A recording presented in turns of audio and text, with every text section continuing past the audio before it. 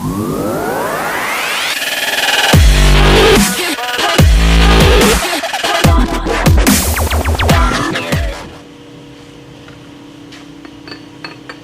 is the second one of these I'm making. I need to make a third one. Maybe I'll remember to video the process when I get to that one.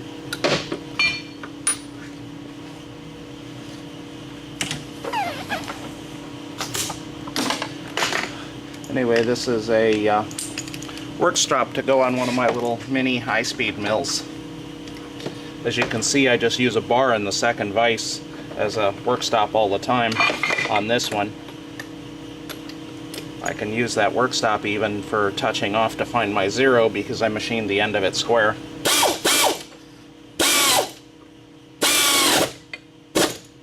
Oop. That's why it didn't go on. I did it wrong.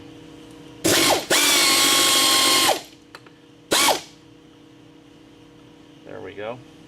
Now what I have to do is kind of hold that up against the work stop, hold it square against the bottom of the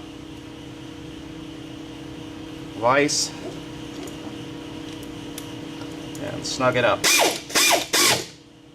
Alright, I don't actually like to snug it up tight with the air wrench because I don't know how tight that is by feel. I always prefer to put the handle on it so I know how tight it is. Now, I've already got it set for the appropriate clearance for the cutter that's going to trim the stop off.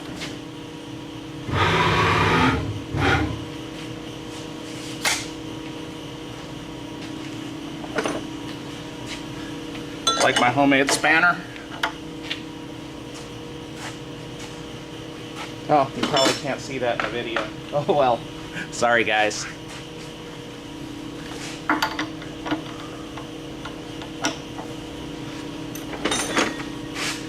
My homemade spanner.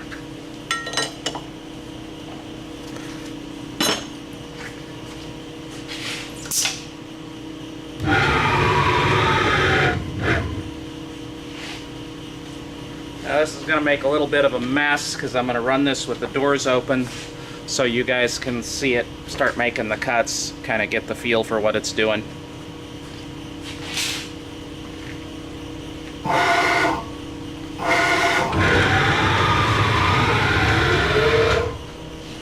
That's my tool change position.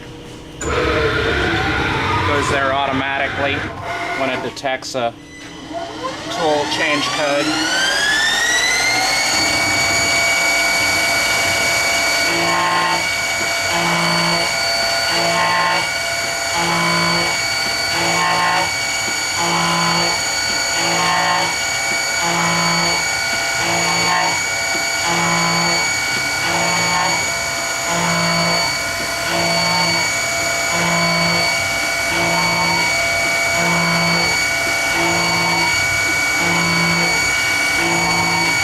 For removing the top like this is I'm going to make a set of stair steps so that the drill will actually reach so it can drill down through to the cross hole,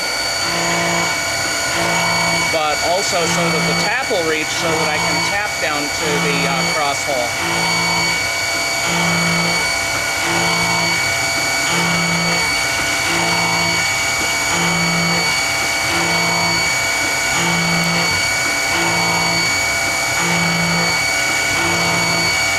Go ahead and stop the video at this point, and I'll pick it up near the end. As you can see, it's getting a little closer to representing what I'm trying to do here.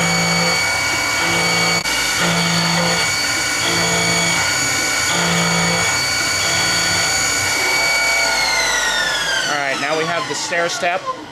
Next thing I'm going to do is change tools to the drill bit you saw at the beginning of the last video, or the last clip, at the very beginning of the video.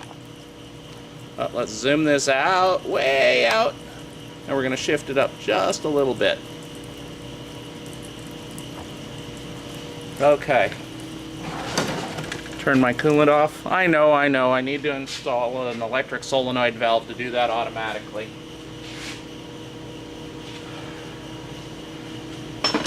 Alright, we get out my fancy homemade spanner tool.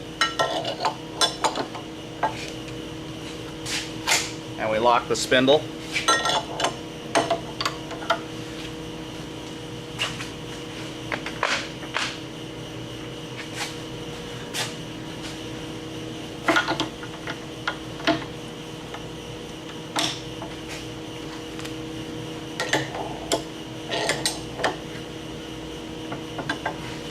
Alright, now we have to re-zero that.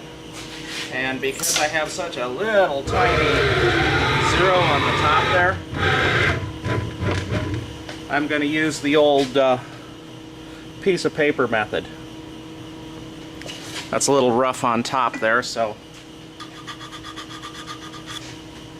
there we go. We're going to use the old piece of paper method instead of my tool height setter.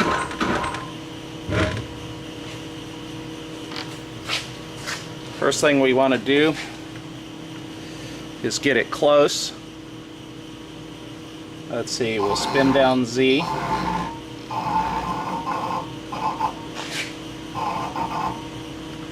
And we'll move it back so it's... Now this doesn't even have to be particularly precise, we just want to drill all the way through into that hole full diameter. You know, not just barely break through. But still, I don't want to drill down the bottom either. Don't want to over drill.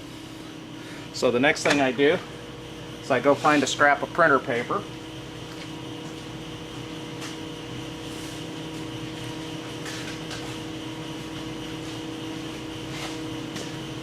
And I set it right here where I'm going to touch off. I much prefer to use a tool height setter because I don't run the risk of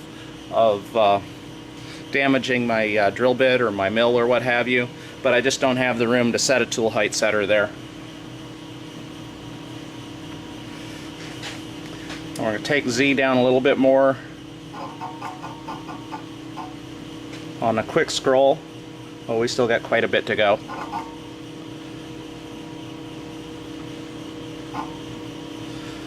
And now I'm going to switch it to step so that it produces, so it goes down incrementally.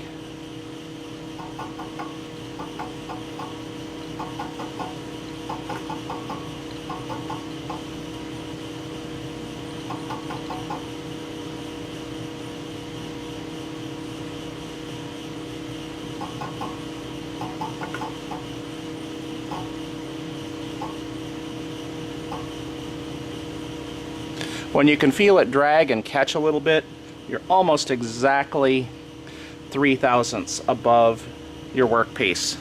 I've measured a bunch of pieces of printer paper and they've all come out about 3/1000ths thick, give or take a few tenths.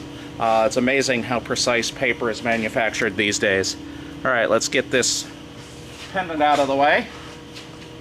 And I'll come over here and set my clearance height at 3/1000ths.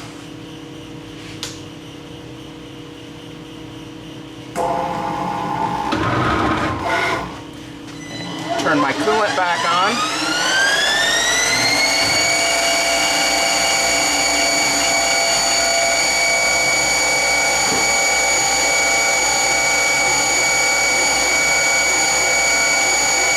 I have not figured out how to eliminate that unless I insert a manual move down to my clearance height.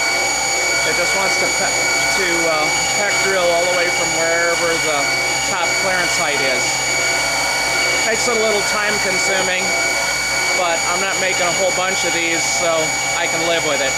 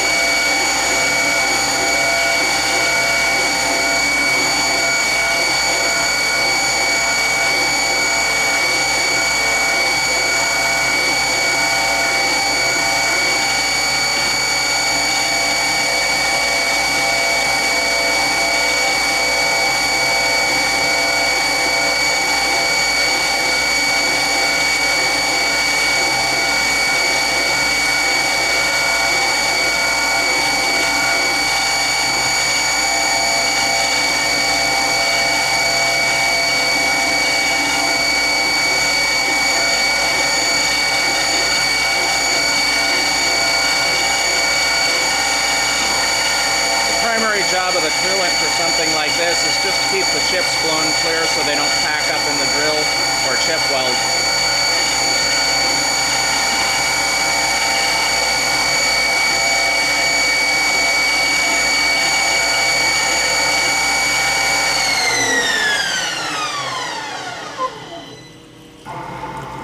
Now I just have to decide how I'm going to tap those holes.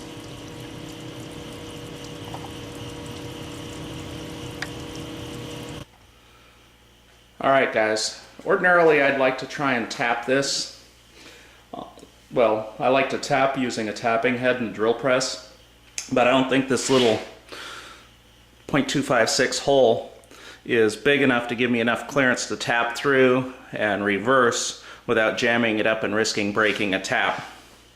So what I'm going to try is to chuck a spiral flute tap up in this cordless drill. I'm pretty good at holding it straight. I've been using a cordless drill for 30 years, I guess. Well, 25 at least. And we're going to try and tap it with this. What I'm going to do is set it to the clutch position. Set the clutch setting fairly low. If it doesn't go in all the way, doesn't drive in all the way, I can always turn the clutch up. But after I've bottomed out and broke off a tap, it's a little too late to turn the clutch down. I'm a big fan of Tap-Magic for tapping in both aluminum and steel. I get the Tap-Magic all metals in the gallon jugs, and then I refill these smaller bottles and put them around the shop wherever they're going to be convenient. And ordinarily I'd put a drop or two down each one of those holes, but in this case that'd be kind of impractical, so I'm going to put a drop or two on the tap before I tap each hole.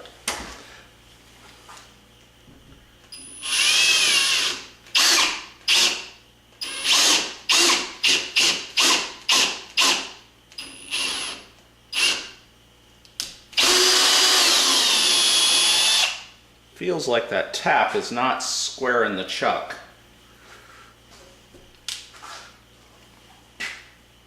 But that first hole seems to have tapped just fine. There's a bit of a taper on this tap at the front.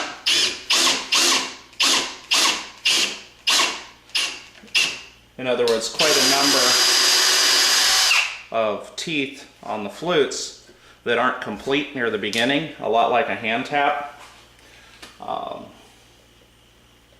So I may have to chase this by hand with a plug tap after I'm done, but it sure beats doing the whole job with a hand tap.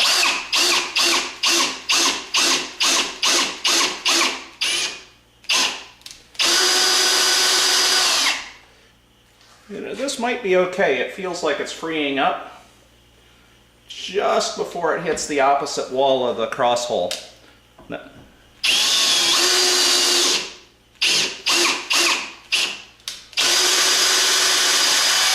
So it may be just barely giving me a full thread form all the way to the bottom. You see me go off camera there in between holes. That's to put another couple of drops of tapping fluid on the tap.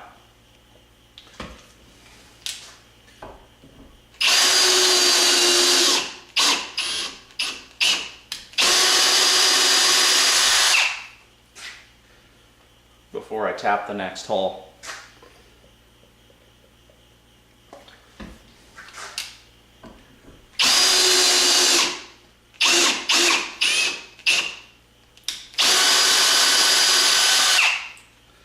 Alright, I'll be right back, guys. I gotta go check a couple things.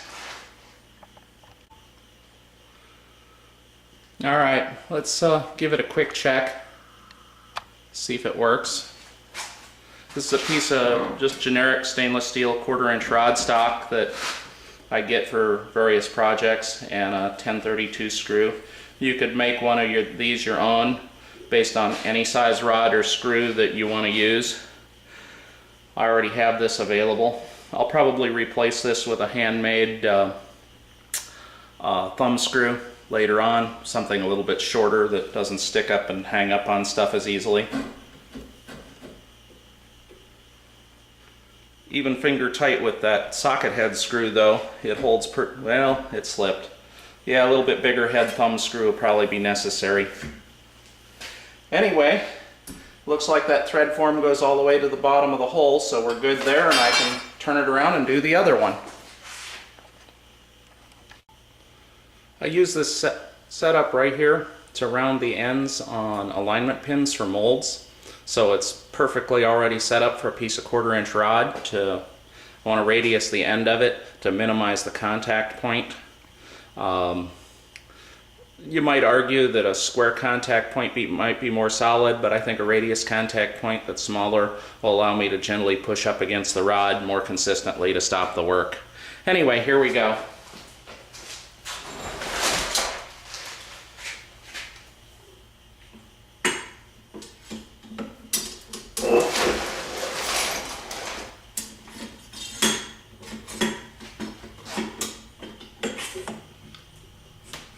Don't need a whole lot of the rod sticking out because all we're doing is turning a radius on the end.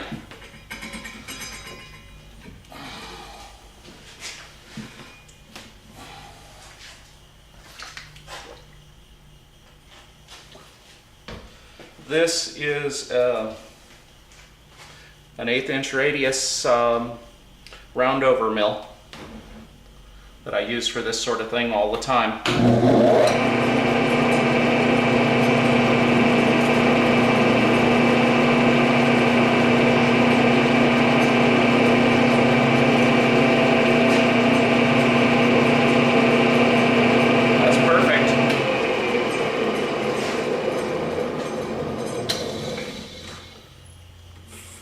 Now the trick is to determine how long I want that.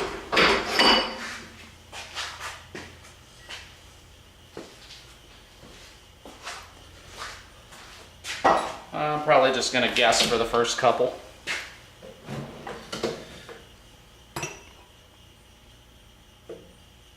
And I'm going to have to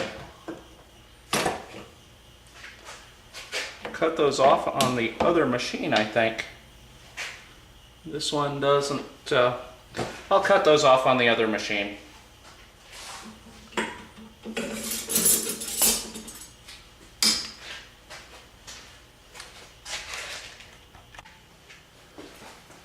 Alright, excuse me if I'm a little awkward here. The camera is right where I would normally be standing to do this sort of thing. Oh, actually that blade should work just fine.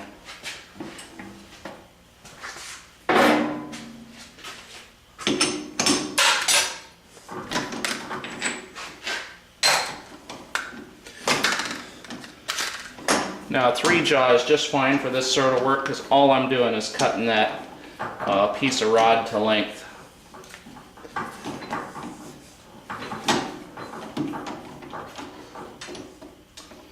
And the length is kind of arbitrary.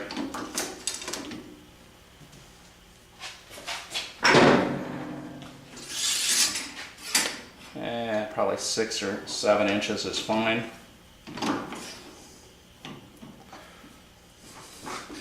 Now with such thin stock, I want to cut this as close to the chuck as I can. And if you're doing anything close to the chuck, you should always check for clearance, make sure nothing's going to hit before you even turn the machine on.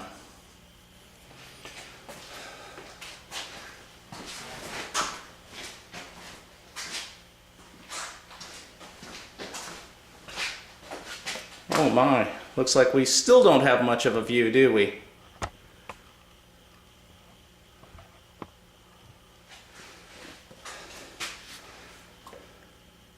This is 303 stainless, so it turns really nice.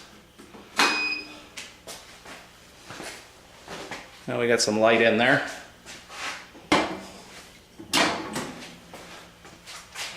Is the shield in the way? Nope. Let's see if we can zoom in a little closer.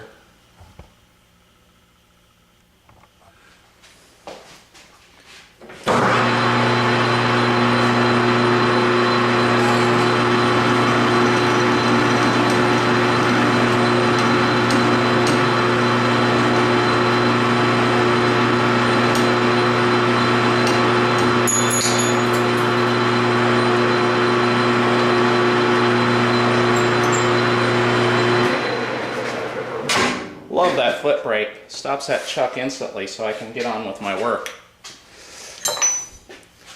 All right, back that out. And we'll make a second one to link as long as I'm here, rather than running back and forth constantly.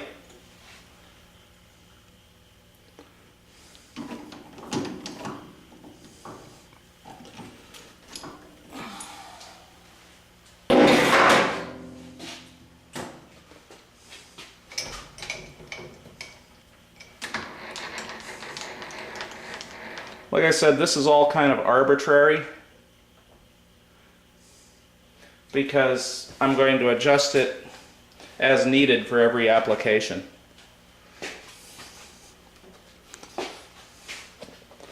Little drop or two of magic juice.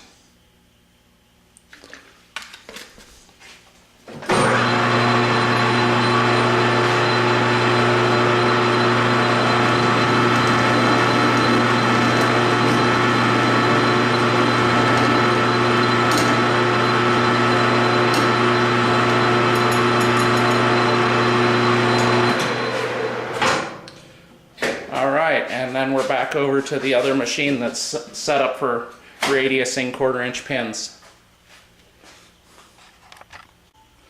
All right, we're back.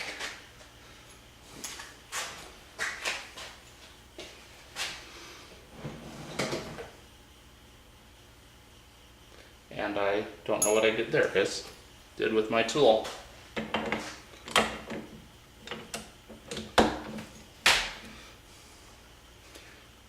See, we've already got a radius on the end of this one, so we can just put that end into the collet.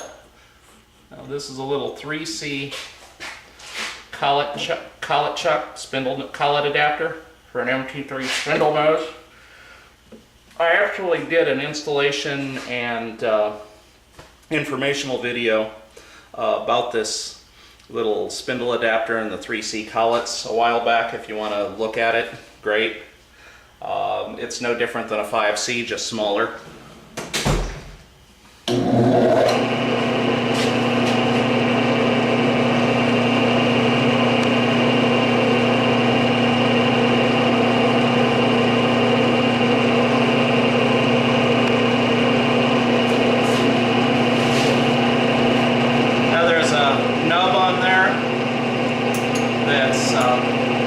Left over from parting it off.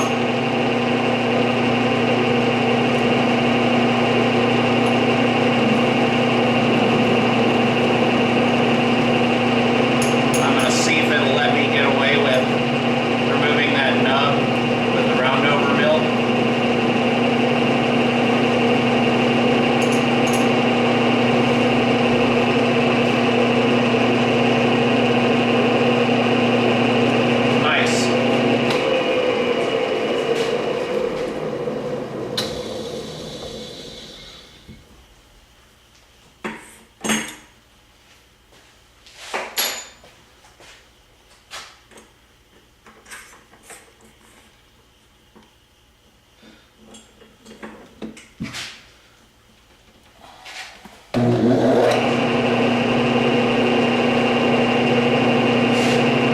Let's go get some magic juice.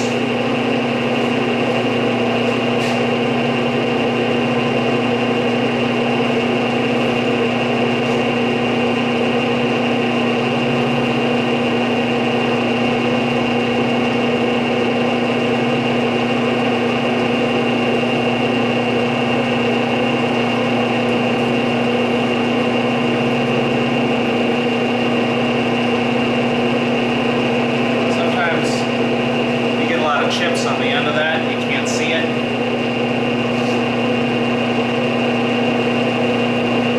I found that for this particular operation, I'd like to be able to see the cut.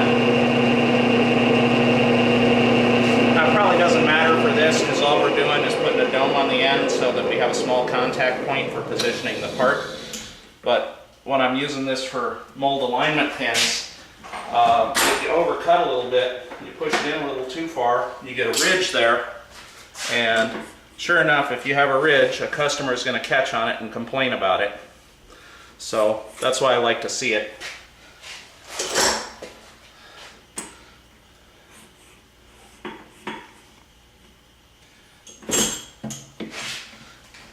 There's the other end. Yeah, I know I should use a brush for that.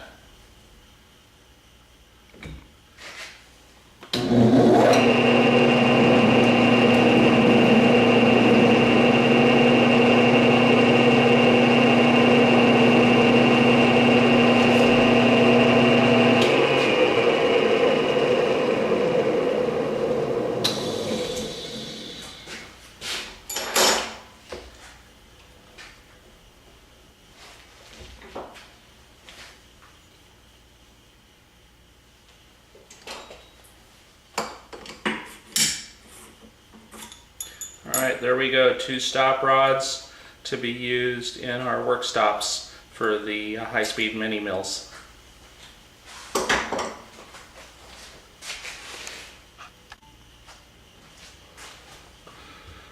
3/8 bolt goes through that hole into a T-nut on the table. Stop gets put up against the workpiece and snugged up. I'll show you those on the table here in a few minutes.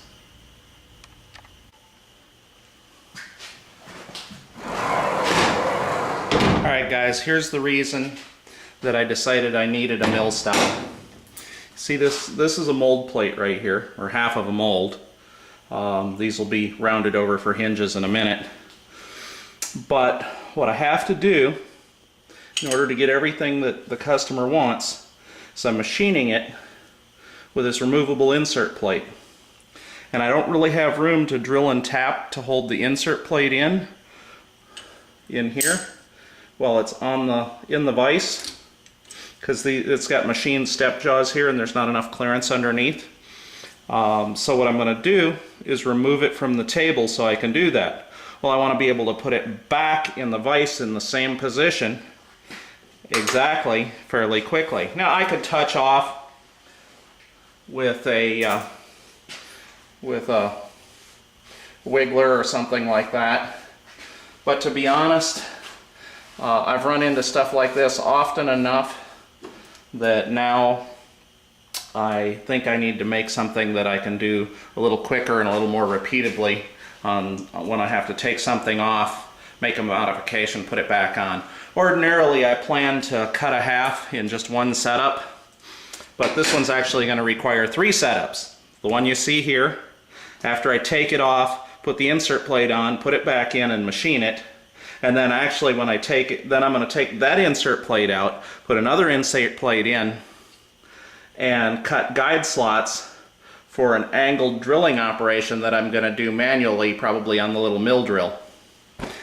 So that's the whole point of the insert plate, is to give myself some room and to give myself a drill guide. Otherwise it wouldn't be, I don't know, I guess I could do it on a trunnion table if I had one, but I'd still need to remove this portion in order to have room to drill here. Otherwise I'd be hitting the cavity on this side. Anyway, let's get to the whole deal of doing this. First thing you want to do is clean out your T-slot so you're not just packing garbage up in there. I use a little stiff brush for doing that, for doing most of that. And a stiff brush is just a regular brush that's cut off short. The bristles don't bend as much when it's cut off. One of the guys on one of the YouTube channels showed that. One of the guys who's a real machinist, not a hack hobbyist like me. And I thought it was awesome, and I tried it and it works. And then of course you want to clean it off so you're not trapping chips in there. And I always like to go over it with my hand, because it seems like my hand will pick up fine chips that nothing else will pick up, and get them out of the way. All right.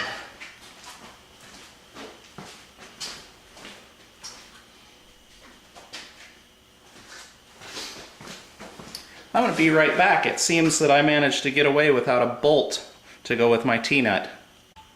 Alright, I'm back with a bolt. It's a little bit long, so I'm going to have to use a couple of heavy washers in order to make sure it doesn't bottom out in the T-nut. But you definitely don't want to bottom out in the T-nut, because if you do, you can damage the ends of the threads and it may not clamp down tight. Well, just have to fish for that screw in a minute. Be right back. I forgot my hex keys. Just about all the T-nuts that I have are threaded almost all the way through. I think somebody thought that was a good idea. See, that one's too long still, because then you couldn't, you know, bottom out in your table. But you know what?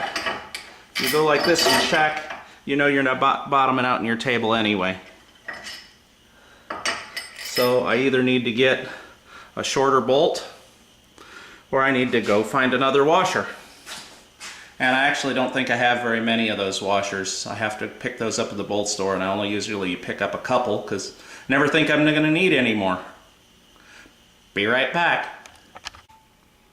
Alright guys, I'm back from the bolt store.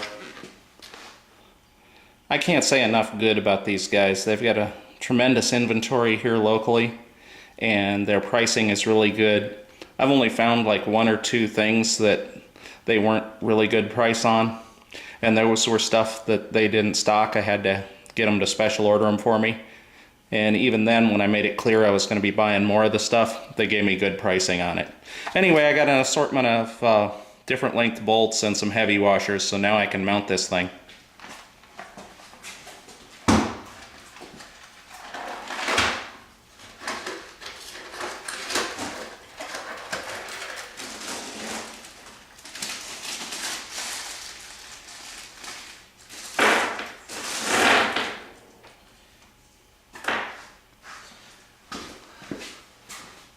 Alright. I like to use a heavy washer, or a washer, for two reasons. One is to spread the load out, and two, because this is aluminum and I really do need to spread the load out. Without doing that, the aluminum may distort too much over time and it might get loose when it's least convenient for me.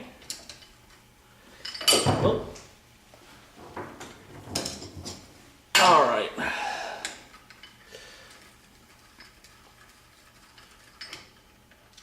Did I miss? Oh no, I'm in there. Oh, I just probably have the wrong size T-handle. Was spinning nicely. There we go, that snugs up nice. Now, it's not super critical that this is square, but I think if it's not square, the stop rod will tend to push out of position easier. You know, if it's at an angle and you get a little bit too aggressive with it. So what I'm going to do is just use a little square as soon as I find it.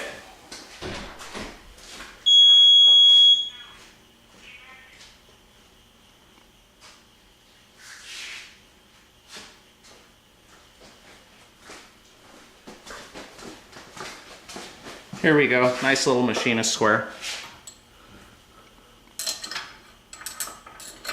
And rough square it up to the table. I don't think it needs any high level of precision.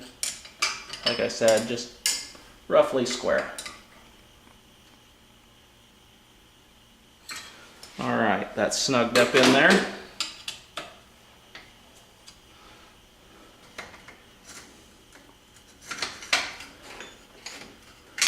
We grab our stop rod and we pick a hole that we think might be at about the right height. Slide it in there. And then I go in there digging for that screw I dropped earlier. Now, the reason I set it this far back is so if I forget to pull the thing out or what have you, or the machining operations are such that it's an issue, I didn't want to crash the head into my stop block. Also, the reason I stair-stepped it and put holes at different heights was so that I could cross the general clamping range that I use in this vise, so that I should be able to hit and stop against most any part that I'm likely to be holding. Now I'm just going to pull this snugly against the part, I'm not going to kill it.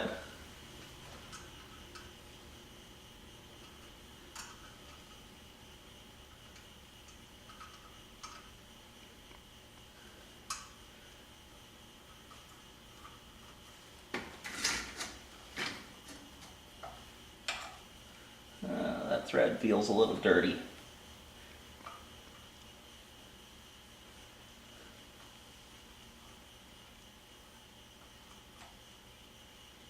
Okay, that's just touching. Just that much, just a little snugger than you could do with your fingers. And that rod will not move. See? Now I feel confident that I can remove this part from the vise and put it back in the vise with some degree of accuracy.